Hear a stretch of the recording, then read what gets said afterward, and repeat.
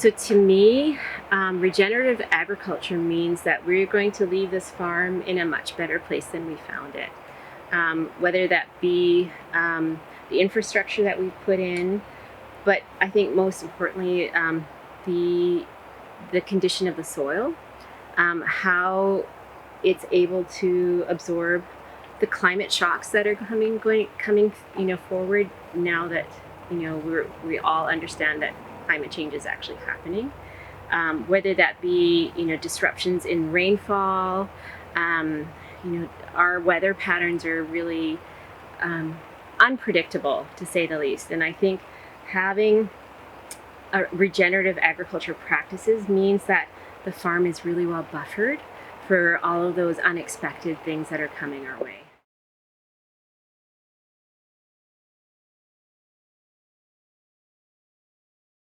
So why is soil health so important? I can give you an example. Like, we have this greenhouse, which is a really productive greenhouse, but we were noticing, like in greenhouses particularly, as you notice, when the sun comes out, it gets so hot, and organic matter burns off really quickly.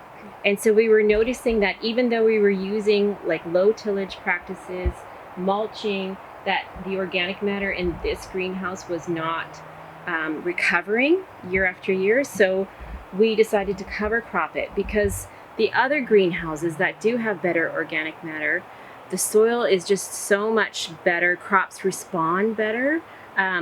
We don't have as many disease issues when the soil is fully alive and has the nutrients and is able to give those nutrients back to the crop plant. So it really does. It does really all come from the soil.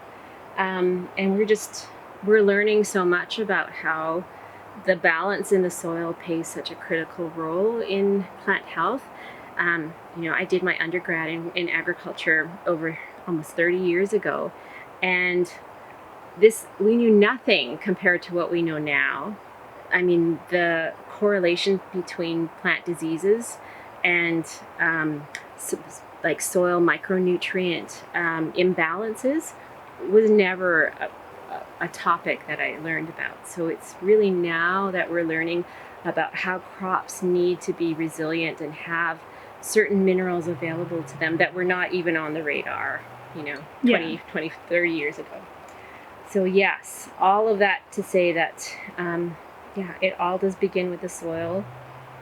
And managing your soil, like, we are kind of sacrificing a season of, there's no financial benefit from having a cover crop in here, but we're investing in future so that our soil can continue to crop for us. So it's a rest year for this, season for this greenhouse, and we're hoping that this really nourishes the soil back to health.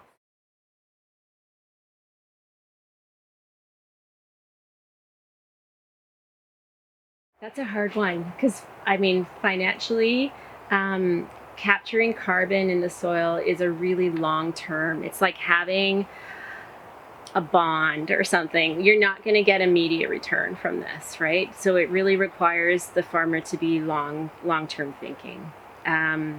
But it's so vital to the survival of our species. We really need to turn agriculture into a carbon sink, instead of a carbon bomb that it really is, right? So capturing the carbon in woody perennials and integrating woody perennials in whatever systems. Like, we're figuring out that we can still farm in between our alleys of our fruit trees. But if we had animals, we could probably fence and still graze in between. So having those kinds of silvopastoral, agroforestry type of systems, I think it's going to be critical moving forward. It means that less land is also tilled when you have permanent, trees, and because it's really tillage that, adds oxygen back into the soil, which causes the burn off of CO2, right?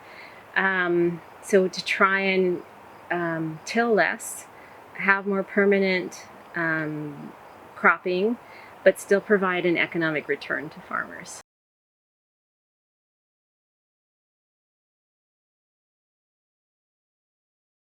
having something that's permanent versus the annual cropping system where, you know, we do have a lot of vegetable matter and it is composted, but it's not really bound up. You know, in the composting process, we can still lose a lot of that carbon burning off as CO2. So having it bound up in a woody form is a much bigger benefit, I think. So, like some of the practices we put into place is like around the blueberries, we're using heavy mulching with sawdust. With as we've been noticing the organic matter in the soil increase and increase every year, we're noticing we have to water less. I mean, we do have equipment and on the farm that monitors soil moisture, and I mean, this year was a slightly wetter year, but we know that we are not having to water as often because the soil is holding on to that water so much better, because the organic matter is there to do that, and that's really what, you know, organic matter does, is acts as that sponge.